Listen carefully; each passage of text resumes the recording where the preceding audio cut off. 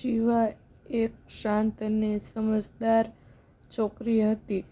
જ્યારે આર્યાનો સ્વભાવ આનંદમય અને ધીરજાળુ હતો. એક દિવસ શાળાના લાઇબ્રેરીમાં તેમની પહેલી વાર મળ્યા. આર્યાએ શાંતિથી બેઠેલી શિવાના નજીક આવીને પૂછ્યું, "તમે આ પુસ્તક વાંચી રહ્યા છો?" "હું પણ તેના વિષયમાં રસ ધરાવું છું." શિવાના આંખોમાં થોડી આશ્ચર્ય સાથે પરંતુ હળવી સ્મિત સાથે તેણીએ જવાબ આપ્યો, "હા, મારે આ વિષય ખૂબ ગમતો છે."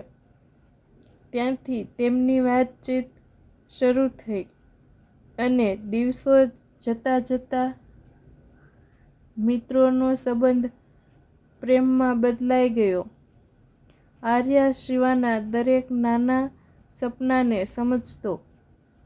જ્યારે શિવા આર્યાની ખુશી માટે તમામ પ્રયત્ન કરતી. એક સાંજ જ્યાં સૂર્યાસ્તના પાંખલા રંગ આકાશને રંગી રહ્યા હતા, આર્યાએ શિવાના હાથ પકડીને કહ્યું, "શિવા, તું મારી જીવનની ખુશી છે. તું મારી સાથે હંમેશા રહેશે." શિવાની આંખમાં ખુશીના આંસુ ભરાયા અને તે હળવી સ્મિત સાથે બોલી, "હા આર્યા, હવે અને હંમેશા."